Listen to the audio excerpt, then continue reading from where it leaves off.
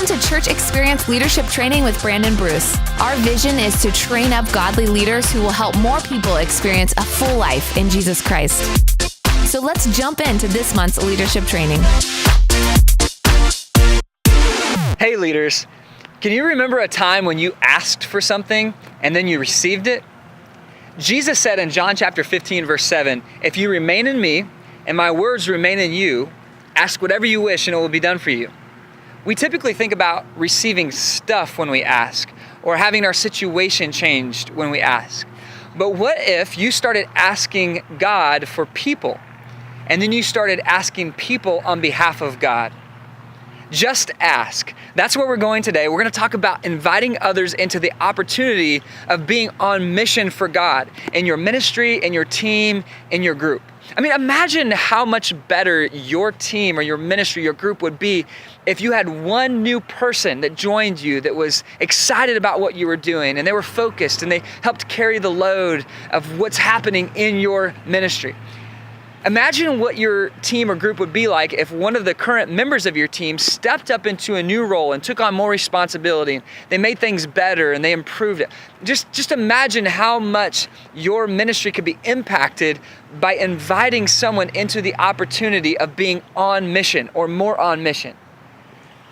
Matthew chapter 4, verse 18, as Jesus was walking beside the Sea of Galilee, he saw two brothers, Simon called Peter and his brother Andrew. They were casting a net into the lake, for they were fishermen. "Come, follow me," Jesus said, "and I will send you out to fish for people." At once they left their nets and they followed him. Jesus recruited well and he changed the world. He invited others into the mission of God and they were better for it and the world was better for it. A lot of times leaders don't do this well though. We don't do it well because our thinking is off. And we need to shift our thinking if we want to be better at inviting others in and recruiting others into our group or our teams. And so let's talk about some of the shifts that need to happen. One is we must shift from thinking this is going to be a burden on somebody to I'm giving them an opportunity. It's okay to give someone permission to say no if you look and it seems like they got a lot going on in their world, and to say, hey, feel free to say no, no pressure, but make the ask clear because you're giving them an opportunity. You're not placing a burden on them fundamentally. The highest meaning that we can have in life, the highest purpose is following Jesus and living for what's eternal. And so you're giving people an opportunity to do something with their life that matters. And everybody has a full life these days, but not everybody's filling their life with things that matter forever. So when you invite others into what you're doing in ministry, you're giving people a significant purpose. Another shift that we need to take is we need to shift from I'm inviting others to help me with my thing, which leads to doing it all by ourselves, to I'm inviting others in to be on not my mission, but on God's mission. And I'm giving them an opportunity to be a part of what God's doing. And this allows you and frees you up to invite other people to participate.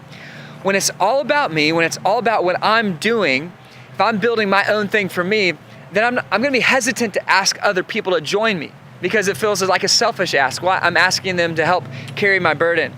But when I realized the reality of ministry and group life, that this is not my thing, this is God's thing that He's allowed me to carry responsibility for in this season. So I'm inviting other people to help join me in carrying something for God to advance God's kingdom.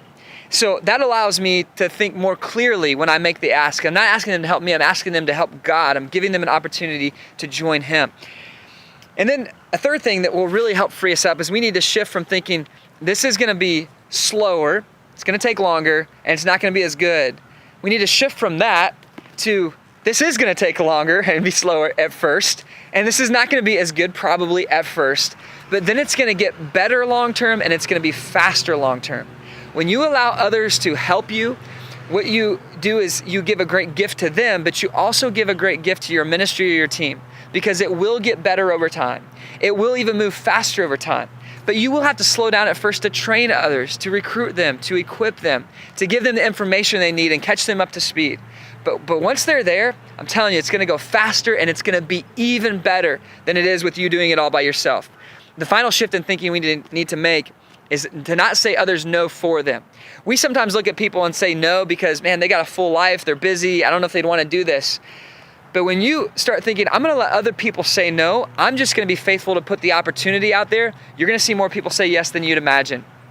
We've literally had people at our church rearrange their lives to be a part of what is happening. So we had one woman quit her job and shift to a different job so that she could be a part of our church. And she's still an active part of our church today and serving.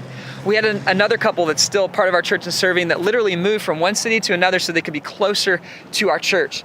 See, people are going to fill up their lives. And if you look at someone with a full life, you might be tempted to say, well, they're too busy. I don't know if they'd want to do this. But if you ask the right person for the right cause that's they're passionate about and it aligns with God's purposes, many times they will rearrange other things so that they can say yes to what they know in their heart matters more. Because everybody carries with them the desire to live for a significant purpose, something that's lasting. And there is just no more important purpose on planet Earth than joining God in His purpose, which is people. So how do you do this? What's the process? How do you invite others in? How do you recruit others well into what you're doing? Luke chapter 6, verse 12, it says, one of those days, Jesus went out to a mountainside to pray, and he spent the night praying to God. When morning came, he called his disciples to him, and he chose 12 of them, whom he also designated apostles. We want to begin with prayer.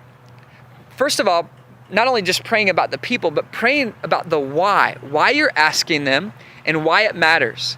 Because whatever you're inviting them into, if it's for God and it's good, there's a spiritual battle involved. If it's meaningful, it's going to be hard. It's going to be uphill at times. So they're going to know that as you ask them. They're going to think about, wow, this is going to take some time. This is going to take some effort and sacrifice.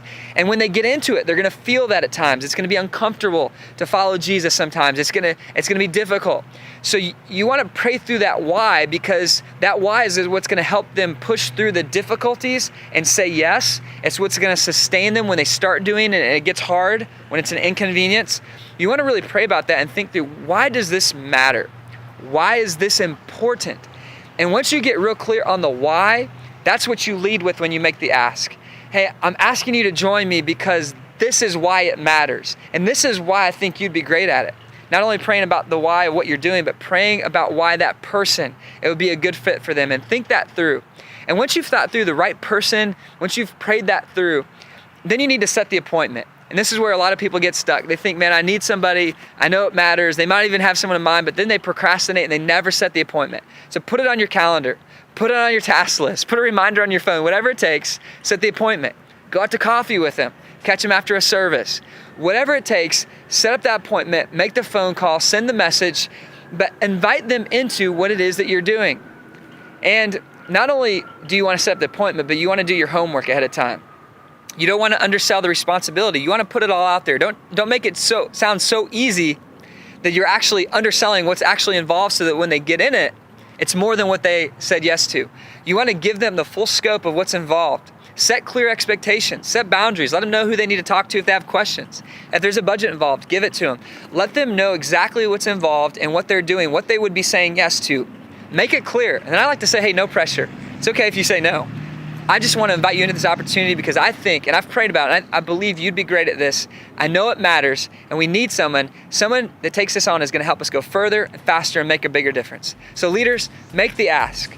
Build your team. Imagine the difference it will make for the rest of your team, for the rest of your group, if you allow others, even one more person, to join you in what you're doing. So go find someone to recruit. Make what you're doing better. And as we do this together, we're going to lead on. Thanks for watching this month's Leadership Training with Brandon Bruce. If you're not familiar with our ministry, you can learn more at churchexperience.tv.